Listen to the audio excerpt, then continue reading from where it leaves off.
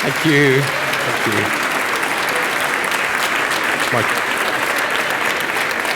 The green one. Yeah, and if one return, that one.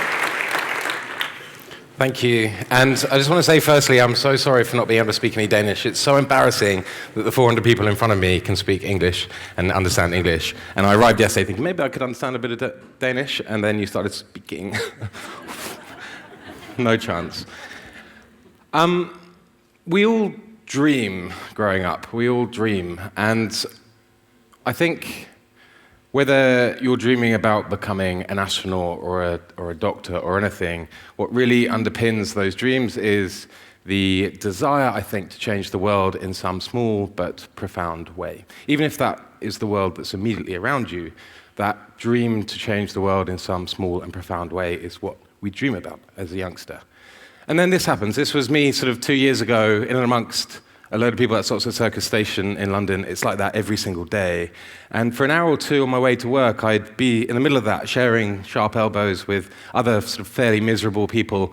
And I'd do that to go to a job that was a good job. It was a good job. I enjoyed it, but it wasn't really enabling me to change the world, even that immediate world. And worse still, over time, I think it meant I was completely disconnected from all the values that inspired those dreams. And so what do? Well, you say, fuck no. Fuck no? Hell no. Danish. And I quit. I didn't really have a plan. I made one promise at this point, and that was to spend 6 months not working.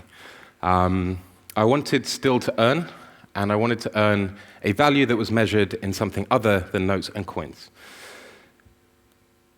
That was my first week. Start to finish Breaking Bad, I finished the whole thing. And I can tell you, if you're feeling pretty shit about yourself, spend a week getting to a point where the most important person in your life is a crystal meth dealer, and you'll feel even worse. I knew I needed to do something with this 6 weeks. The question was, 6 months, sorry. The question was, what should I do? What would you do? Maybe you'd travel the world. I think that was probably top of my list, and I suggested it to my girlfriend, who has a very good job and enjoys her job, 9 to 5, and the prospect of me hopping on a plane and coming back in 6 months did not go down particularly well. So I thought about those values that I was disconnected from, and I wondered sort of what they were. And for me, being curious is vital. When I'm curious, life and everything I see seems to have a whole new palette of colors, a whole new set of details. It's all so well defined. Life is beautiful when you're curious. When you're exploring your conscience, when you're being conscientious, again, that for me gives the heart in some weird way some kind of confident, subtle but rhythmic beat. It feels like life is purposeful when you're exploring your conscience. And creative, well, that's just the bit of flair I think everyone should walk around the world exploring. That's the bit that should enable you to look back on what you've done with a wry smile because you did it with a flair. They were the 3 things I really, really wanted to explore. So I made an offer to the world. It's very, very simple. I posted an advert on Gumtree, which generally is the arse end of the internet, but the offer was simple. If anyone needs any help, I'll help, and I'll do it for free, especially if your needs are fun, different, or morally deserved. Just 3 words I felt might steer people a little bit to those 3 values that I was really looking to explore. I didn't say anything about who I was. I didn't feel like that was important, and 2 years later, I still don't think that's important. I think what's important is the idea of offering free help in this instance. A few minutes later, literally a few minutes later, I got a reply, and it was from a couple down in Plymouth on the south coast of England, and they explained that last year, me and my husband gave our spare room to a homeless man. He's now got a job, and he's rented his own place. The request for me was to try and help them find someone else they can help, someone else they can house.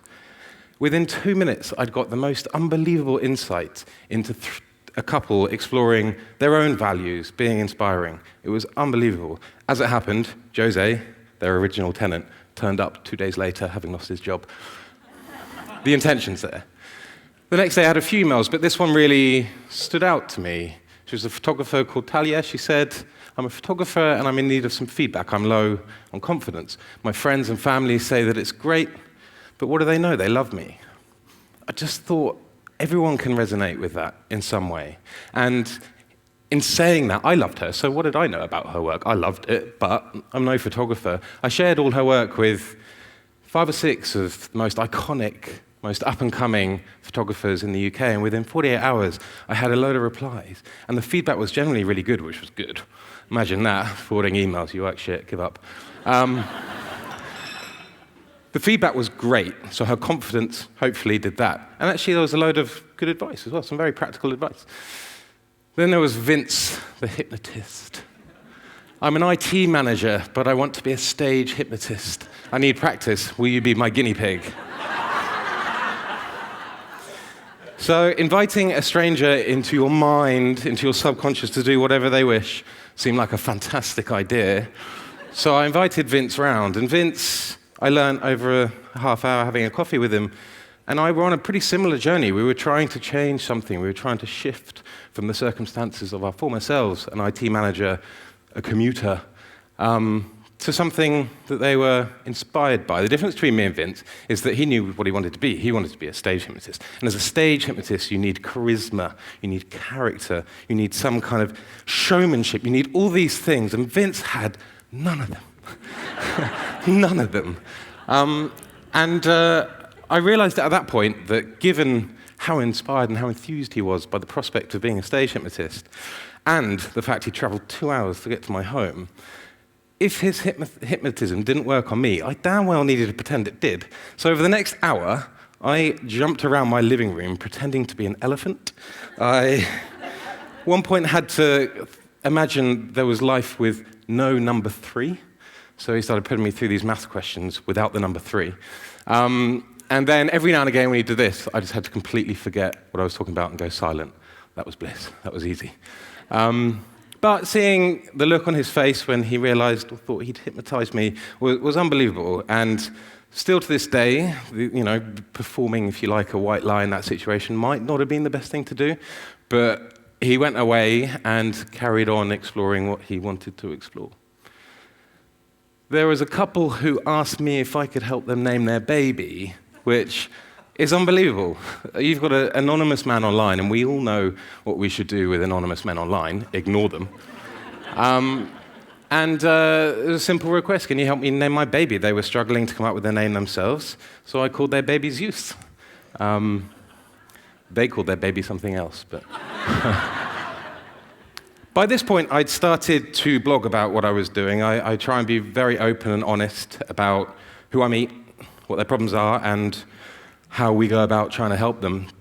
And I picked up a bit of, some people read the blog, some people followed me on Facebook and Twitter, and when I got this request, I just found this memory card. Here's a picture from it. I assume it's the owner. Can you help me find him? And amazingly, completely other story, but I was actually accidentally and illegally in Bosnia at the time I got this text.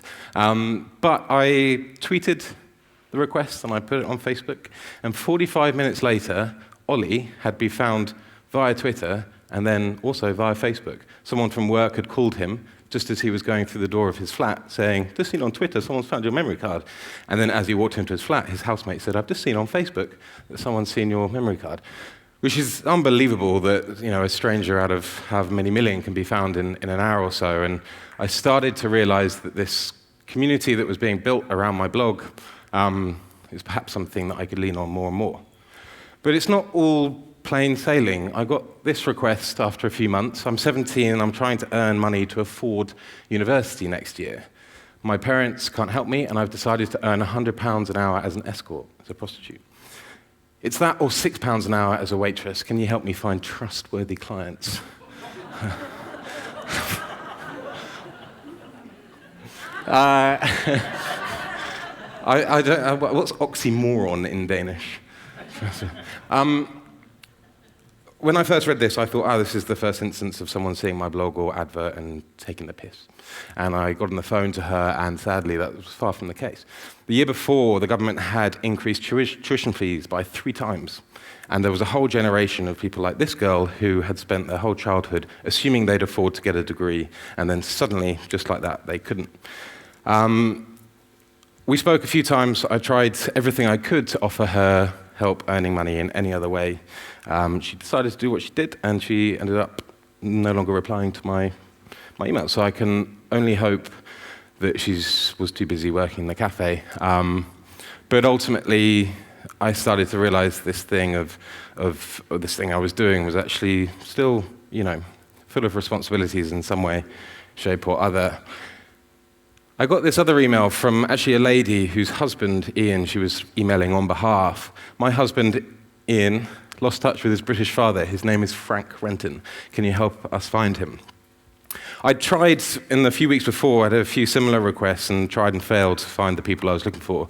So I didn't really promise anything, but I said I'd give it a shot. And after about 48 hours, I'd subscribed to all those kind of people's finding websites that you realize once you've subscribed to for 5 years. And eventually found a little article in a local paper. It was actually a scanned article from the 60s that was talking about a local football match and explained that the referee was a guy called Frank Morley Renton, Morley being this Frank's middle name. So with the location of that football match and all his details, I actually tracked him down. And it was 2 o'clock in the morning at the time, and I was on my laptop in bed, and I woke up my girlfriend, a little less aggressively. And I said, I found Ian's father, to which she said, who the fuck is Ian? Frank's son. She went back to sleep. But very quickly, it could well have only been 30 seconds, I realized that what I had found of Frank was actually his death certificate. The next day, I picked up the phone to someone I'd never met and told them that their father was no longer alive. And that's an experience that I still can't really explain. Margot, beautiful little 2-year-old who was suffering from leukemia, they were holding a swab event, so an event in Notting Hill in London where they were inviting people to take a swab to see if they could be a bone marrow match and donate bone marrow. We heard about this and put a message out on Facebook and invited people to head down to that area the following day. And we had 80 people turn up and dish out 2,000 flyers around the local area to try and get people to that swab event, which was absolutely beautiful because, again, that free help guide community thing seemed to really sort of come together. And to have 80 strangers turn up at, in a random place in London with 12 hours notice was unbelievable. And this is a sort of final example. It's most recent, a couple of months ago. This is just the most amazing family. Trudy, the mum, is just beyond inspiring. And Eden, in the bottom left, has this really, really, really rare disorder of the diaphragm. Imagine hiccups 150 times a minute. They get so bad they induce seizures. And she's only the 53rd person in the world with it and the youngest. Because it's so rare, they could only track down one specialist who was in Colorado, and so the request for help was to raise £4,000 as quickly as possible to get them out there, and they're out there now, and treatment is going amazingly. And I think out of all the little things I've done here and there over the last 2 years, helping that family is definitely the one I'm proudest of. But this is the most common request I get, just a simple request to help rather than of help. And that, simply put, is what is inspiring me to change that 6 months and in some way keep this free help guide persona going for the rest of my life. And in fact, sounds a bit airy-fairy, but long after I've gone.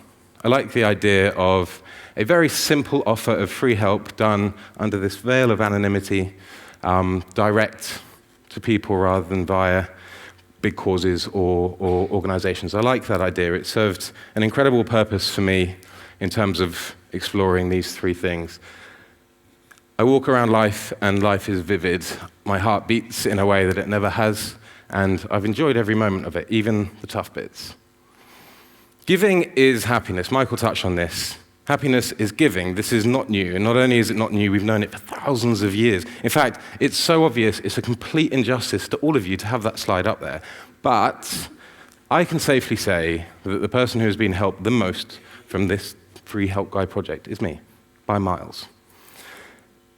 It's a mindset, not an obligation. I have friends that work for companies that have this initiative where you can go and spend a day or two volunteering in your local community. Now, that's better than nothing, but only marginally. The reason is, if as an employee you have the option to go and volunteer in your local community, and some of your companies may do this, what is the proposition to me as an employee? Is it to go and volunteer for a day, or is it to spend a day not in the office? For me, that is an example of exploration of happiness and or employee engagement, if we want to bring it back to the workplace, that is so ineffective, it's just a shame. And as Tim touched on, as Michael's touched on, happiness, fulfillment, all these things that are very much interlinked, absolutely have to be embedded to the culture, into the culture of a workplace. They absolutely cannot be little dots in the diary for the odd day to explore these things. It has to be part of the culture. And finally, be uncomfortable. For me, comfort over time is trauma to the soul. Whether you're getting yourself out of a comfortable situation, a nice job, a nice routine, a safe routine, or putting yourself into a situation of discomfort, you absolutely cannot be comfortable for very long. Again, I think that is just so obvious, but when we challenge ourselves to actually do it, it's a whole new ball game. And obviously know your boundaries. And I'm not just saying that because it's obvious. I'm saying it because I learnt mine last week.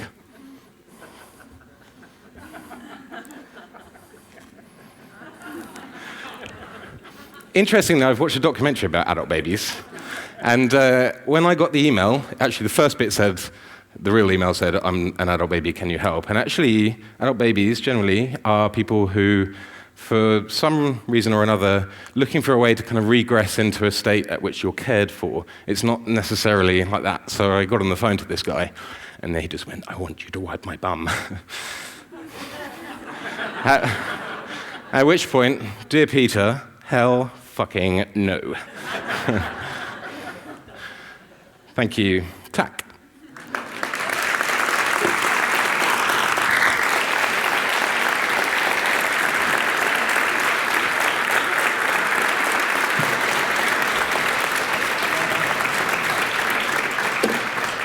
That was really moving, really.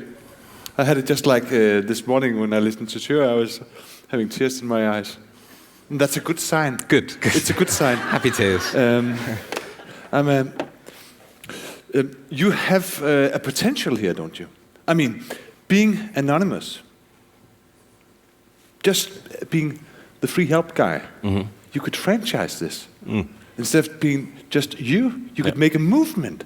We could have hundreds, thousands of free help guys sitting all over the world and do good for others. Is that an intriguing thought for you? It's the most obvious thought, and it's very intriguing. And actually, truth be known, there's a few free help guys now already, which is nice. So I'm sort of dipping my toes.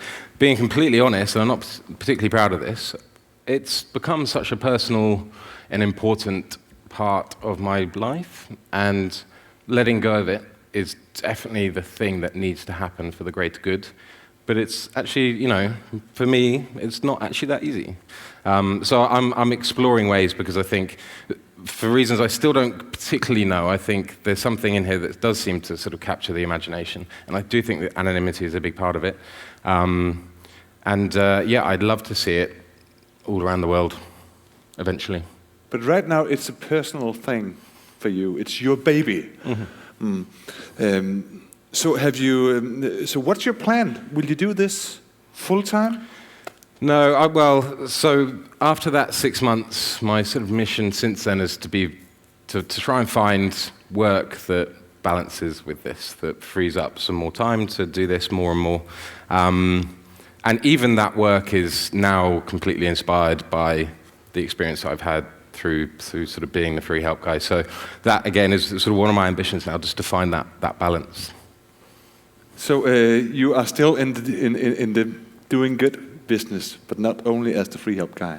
Yeah, I think so. I'm trying to set up a charity fundraising platform, which is, as I say, exactly as a result of the things I've learned doing this. So Yeah, you know, as going back to that point of the sort of selfishness of selflessness.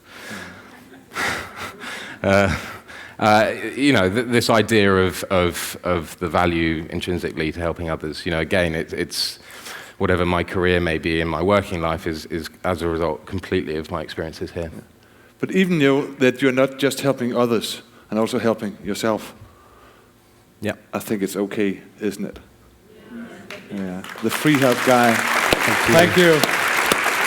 Thank you. Wow. Great.